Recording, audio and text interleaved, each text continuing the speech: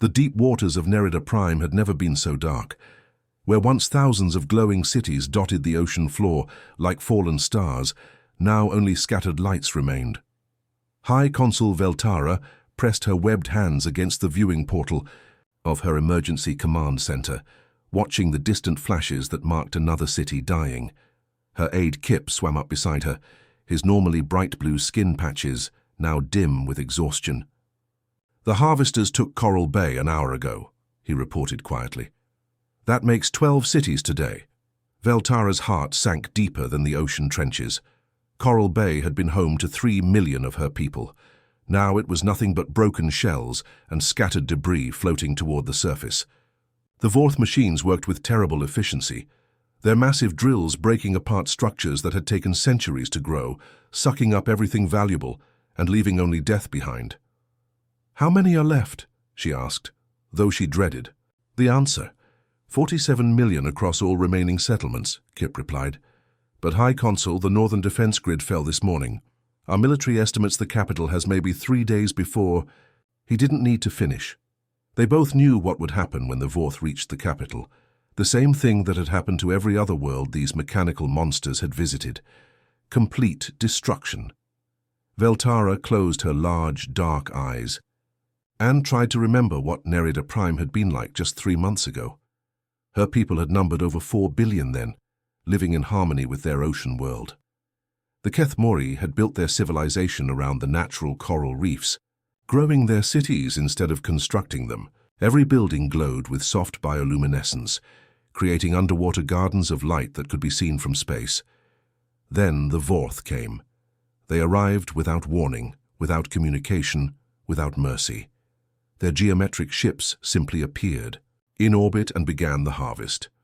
To them, the Kethmori were nothing more than aquatic insects infesting a resource-rich world. The mechanical beings didn't even bother trying to communicate. They just started killing. The first attacks had been devastating. Veltara remembered the panic as entire cities went dark in minutes, their populations either dead or fleeing to deeper waters. The Kethmori military tried to fight back, but their bioweapons were useless against Vorth armor. Their ships, grown from living coral, couldn't match the firepower of the invaders' metal warships. "High Consul," Kip said softly. "The Council. Here's waiting for your decision about the transmission." Veltara opened her eyes and looked at him. The transmission, their last desperate hope. Every dying civilization sent out a plea for help when the end came near. It was tradition, passed down through 10,000 years of galactic history. And in all that time, no one had ever answered. Why would they? Advanced civilizations had their own problems. They wouldn't risk their fleets and their people for strangers on a distant world. The galaxy was full of death and suffering. Most species had learned to look away. "Activate the long-range transmitter," Veltara commanded. Kip's fins drooped. "High Consul, you know no one will come. In all recorded history, no civilization has ever responded to a distress call from a doomed world. Why waste our remaining power?" Veltara swam to the center of the command chamber, where the ancient communication device waited. It was one of the oldest pieces of technology her people possessed, capable of sending messages across the entire galaxy. They had used it only twice before in their history, both times to send greetings to newly discovered civilizations. "Because we have nothing left to lose," she whispered. The transmission device hummed to life, its bioorganic components glowing brighter than they had in centuries. Veltara began composing the message that would carry her people's final hope across the stars. She kept it simple, their location, their situation, and a promise to give anything they had left to whoever might help them.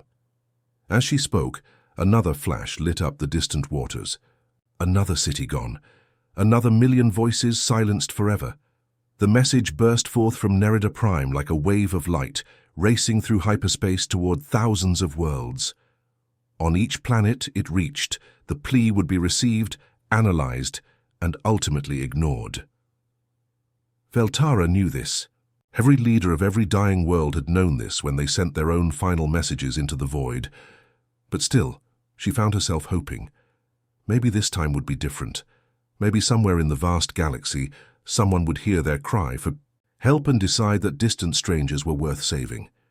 Maybe someone would look at the mathematics of war and choose compassion over calculation. As the transmission completed and the device powered down, Veltara floated in the emergency chamber and waited. Above her, the Vorth continued their methodical destruction of her world. Around her, the last cities of her people prepared for their final battle, and across the galaxy, her message traveled toward worlds that had never heard of the Kethmori, carrying a simple question that had echoed through space for millennia. Is anyone out there willing to help? The answer, Veltara feared, would be silence. The deep ocean trenches of Nerida Prime had become the final refuge for what remained of the Kethmori people. 4 long months had passed since High Consul Veltara sent her desperate message into the void, and the situation had grown worse with each passing day. The Vorth harvesters worked without rest above them, their mechanical drills grinding through the ocean floor like hungry metal beasts. Veltara floated in the emergency command center, now located in the deepest part of the Mariana Trench equivalent on her world. The pressure here was crushing, but it was the only place the Vorth machines couldn't easily reach. Around her, 32 million Kethmori huddled in whatever shelter they could find among the rocky crevices and underwater caves. The bioluminescent glow that had once made her people beautiful was now dim and flickering. Hunger and fear had drained the light from their bodies. Children who should have been glowing bright blue and green now barely managed a weak yellow pulse. The adults were worse, their light nearly gone entirely. Communications Officer Kelhan swam slowly between the control stations, checking equipment that barely functioned anymore. Most of their technology had been destroyed or abandoned during the retreat to the depths. They had maybe a week's worth of power left, and then even this final sanctuary would go dark. Any news from the surface scouts? Veltara asked, though. She already knew the answer. The western continent is completely gone, Kelhan reported quietly. The harvesters finished stripping it yesterday. They're starting on the eastern landmass now. Veltara nodded sadly. Soon there would be nothing left of their beautiful world except empty ocean and bare rock. The Vorth would move on to destroy someone else's home, and the Kethmori would be just another extinct species in the galaxy's long history of death. She had stopped hoping for rescue weeks ago.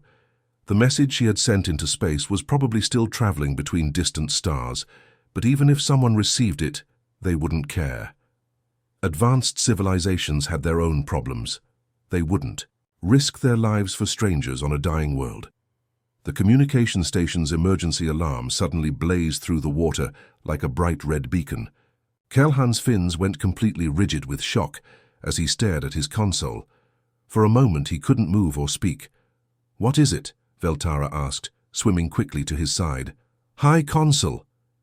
Kelhan's voice was shaking with excitement and disbelief.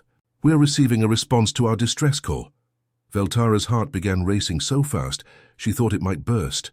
After 4 months of silence, after giving up all hope, someone had actually answered their plea for help. She grabbed the console with both hands, her own fins trembling. "Which civilization responded?" she asked breathlessly.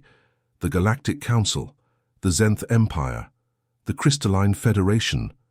Kelhan checked his readings again, his confusion growing. "That's the strange part, High Consul. The signal comes from a system called Sol, 3rd planet from their star. They call themselves humans." Veltara immediately began searching their databases for information about this species. What she found made her stomach sink with disappointment. Humans were listed as a primitive species that had barely learned to travel between stars. Their own historical files showed them as violent creatures who spent most of their time fighting wars with each other. They had primitive technology, no advanced weapons, and their civilization was only a few hundred years old. Why would such a backward species respond to their distress call when ancient, powerful civilizations had ignored them completely? "Ah, you sure about this?" Veltara asked. "Maybe there's some mistake in the translation." Kelhan played the message for her. The words came through in broken but understandable galactic standard, spoken with a strange accent she had never heard before. "We heard your call. Help is coming. Hold on." "This has to be some kind of joke," Kelhan muttered, his bioluminescent patches flickering with confusion. "Or maybe it's mockery. These humans are probably laughing at us. But as Veltara listened to the message again, she heard something that surprised her. The voice was warm and sincere. There was genuine concern, in the words real emotion, that she had never encountered in diplomatic communications between species. These humans, whoever they were, actually sounded like they cared about the fate of complete strangers on a distant world.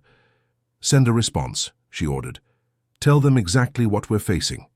If they're serious about helping, they need to know the truth about the Vorth and what kind of enemy they would be fighting."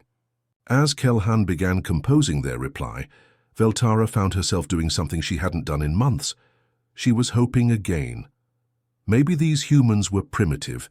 Maybe they didn't have advanced technology or powerful weapons, but they had something that apparently no other civilization in the galaxy possessed: the willingness to help strangers in desperate need. The message flew back toward the small blue planet called Earth, carrying detailed information about the Vorth Dominion and the destruction of Nerida Prime. As it traveled through hyperspace, Veltara allowed herself to imagine that maybe, just maybe, help was really coming. For the first time in 4 months, the High Consul of the Keth Mori people smiled. 6 weeks after sending their response to Earth, the Keth Mori sensors picked up something impossible. Ships were dropping out of hyperspace near Nerida Prime, but these weren't the sleek vessels of an advanced galactic civilization. High Consul Veltara stared at her display screen in confusion as the human fleet materialized before her eyes. The ships looked like they had been put together from spare parts found in a junkyard. Old cargo haulers flew next to military destroyers that had seen better days. Civilian transport ships moved alongside small fighter craft, all painted with the same blue and white symbol. Some of the vessels were clearly not built for war at all, but had been hastily fitted with weapons and armor plating. "This is their rescue fleet?" Communications Officer Kelhan asked in disbelief. "It looks like a collection of broken toys." Veltara understood now why the galaxy's advanced civilizations didn't take humans seriously. Their ships were small, mismatched, and obviously outdated. The largest vessel was maybe half the size of a single Vorth harvester. How could such a primitive fleet possibly stand against the mechanical monsters that had destroyed her world? The lead ship, bearing the name UES Defiance, sent a communication request on all frequencies. When Veltara accepted, the face that appeared on her screen belonged to a human female with short grey hair and tired but determined eyes. Despite the strange appearance of humans, there was something in this woman's expression that commanded respect. "This is Admiral Kim Hai-jin of the United Earth Fleet," the woman said in heavily accented but clear galactic standard. "High Consul Veltara, we have come as we promised." Veltara felt embarrassed as she looked at the small, battered fleet surrounding her world. These humans had traveled across the galaxy to help her people, but they were clearly not equipped for the battle ahead. "Admiral Kim," she began carefully, "I must be honest with you. Your fleet appears quite small compared to Vorth capabilities. The machines that attacked us have destroyed civilizations far more advanced than Earth. They have weapons and technology that—" Admiral Kim held up her hand and smiled, though it was a sad expression.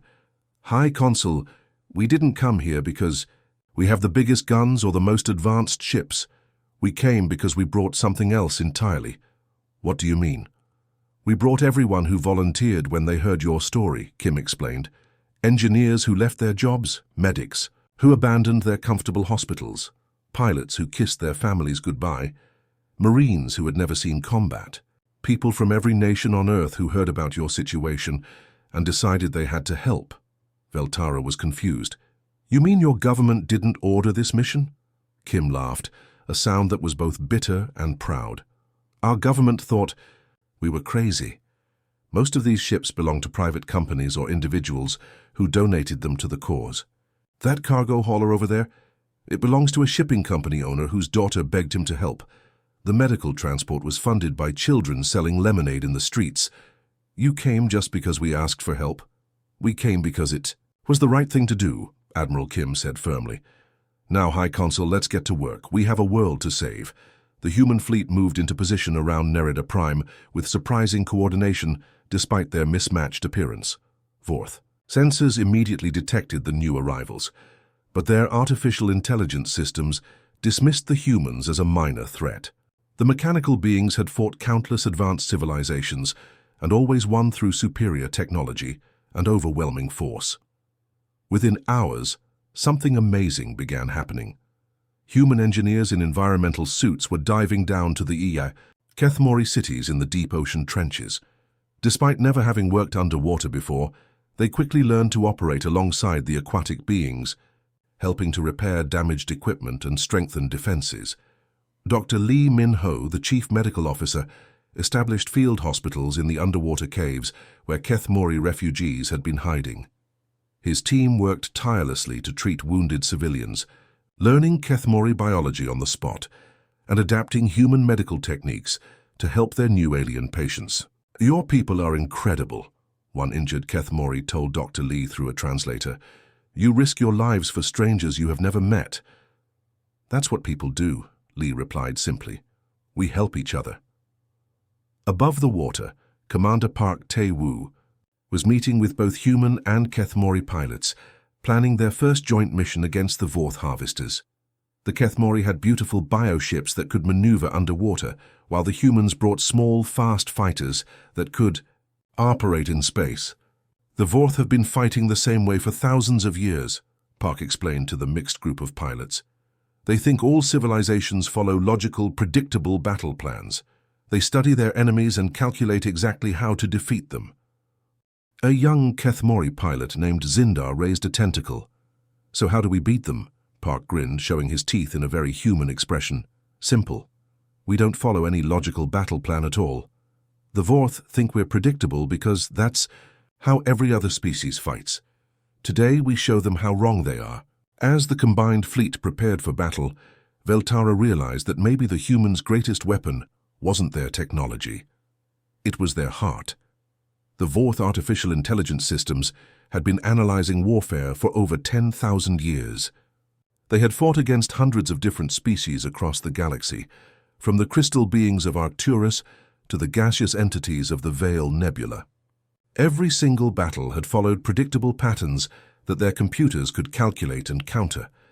When the Vorth command ship scanned the human fleet, their analysis was complete within seconds. These primitive beings had small ships, outdated, weapons, and no apparent strategy. The AI calculated a 98.7% probability of victory, with the battle ending in less than 6 hours. They had never been more wrong about anything. Lieutenant Colonel Lee DeHai sat in the cockpit of her fighter, watching the massive Vorth harvester ships through her targeting display. Behind her flew a strange mix of human fighters and Kethmori bioships, vessels that had never been designed to work together, but somehow did anyway. "All units, this is Dragon Leader," Lee spoke into her radio. "Remember, the Vorth expect us to attack head-on like every other species does. Instead, we're going to do something completely different." Her plan was insane by any military standard. Instead of engaging the enemy ships in space, she intended to use Nerida Prime's ocean currents to slingshot her fighters at impossible angles. The Kethmori bioships would dive deep underwater and use their natural bioluminescence to jam Vorth sensors, while the human fighters attacked from directions the enemy couldn't predict.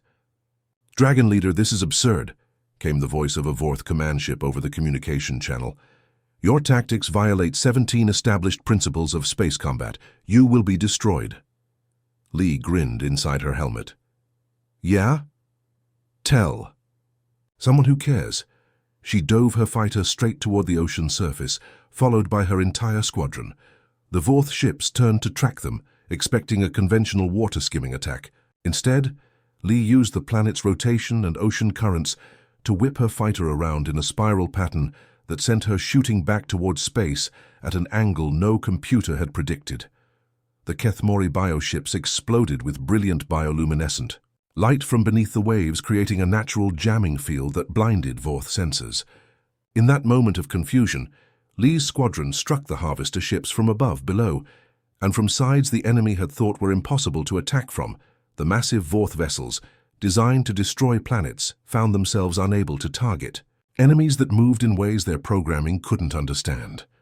Human fighters danced between their weapon systems like angry insects, while Kethmori bioships rose from the depths to strike at vulnerable points. "Impossible," transmitted the Vorth command AI. "These tactics should not work." "Welcome to humanity," Lee replied, sending another missile into a harvester's engine core. On the planet's surface, Chief Engineer Moon Jae-sung was performing his own kind of miracle. Working alongside Kethmori technicians in the ruins of a partially destroyed city, he was trying to repair their defense shields using whatever materials they could find. The problem was that human technology and Kethmori biotechnology were completely different. Human power cells used electrical energy, while Kethmori systems used bioelectrical conductors grown from living coral. According to both species science, the two systems shouldn't be able to work together at all. "This is not going to function," said Nalseth, a Kethmori engineer whose tentacles were helping to hold components in place.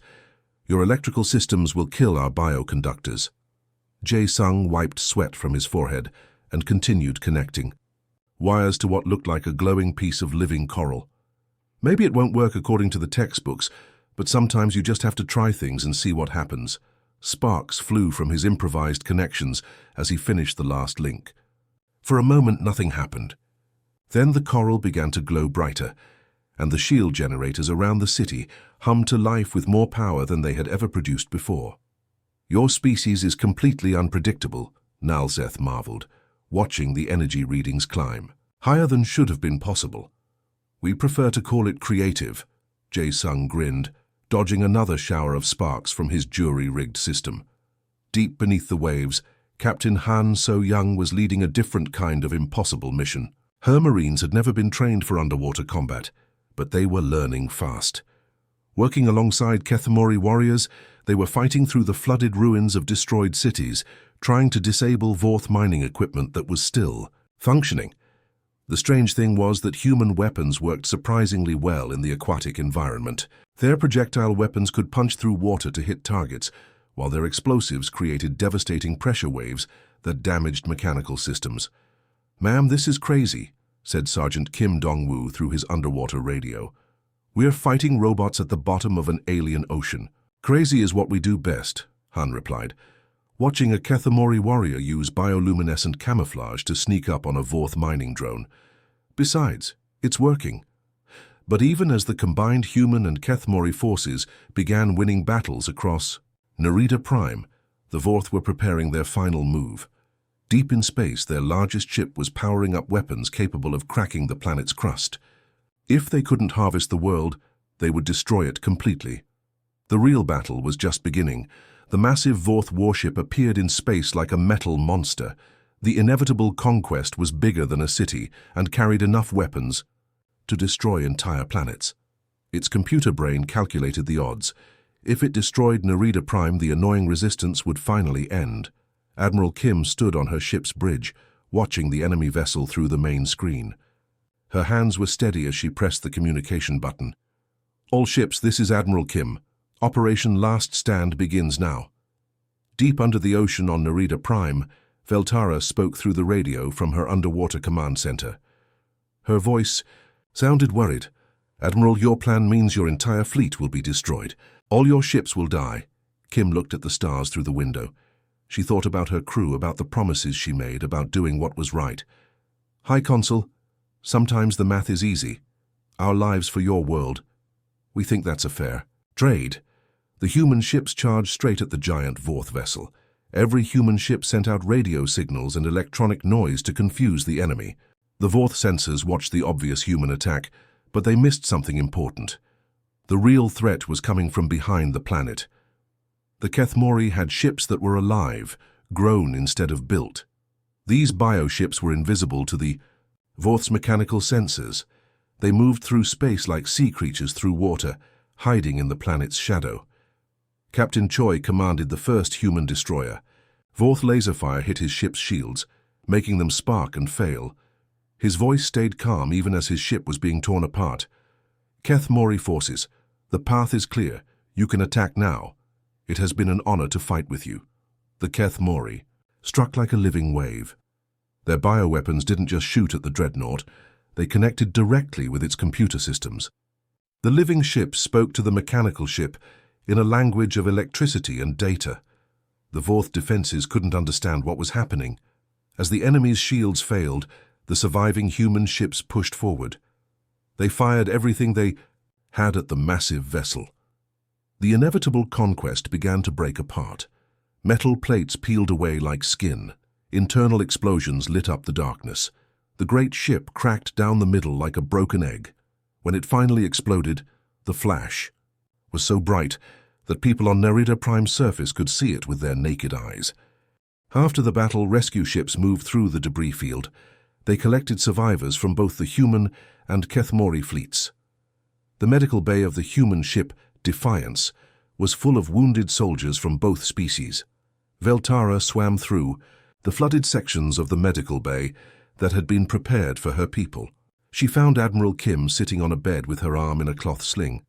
Despite her injuries, the human woman was smiling. Veltara approached slowly. She had never been this close to a human before. "I must ask you something," she said. "Why did you do this? Your species gets nothing from our survival. You could have stayed away. Why did you come here to die for us?" Kim looked at the Kethmori leader.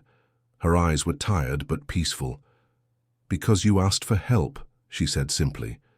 "In a universe full of beings who look away when others suffer, someone has to be willing to look toward the suffering. We know what it feels like to be afraid, to face the end of everything, to feel completely alone." She paused and looked around the medical bay, where human and Kethmori medics worked together to save lives. "We learned something important long ago. The strongest people aren't those who show their strength in front of others. The strongest people are those who help others find their own strength." Veltara felt something she had never experienced before, a warmth that had nothing to do with the water temperature. It was hope, she realized. Hope and something else. Gratitude. 6 months later, representatives from both species met in a great hall on Nerida Prime. The Kethmori Council cast their votes one by one. Every single vote was the same. Yes, they would create the first alliance between different species in the galaxy's recorded history. The humans had taught them something that changed everything. True civilization wasn't about having the best technology or winning the most battles. It wasn't about being the smartest or the strongest. True civilization was about being willing to answer when someone, somewhere in the vast darkness of space, simply asked for help.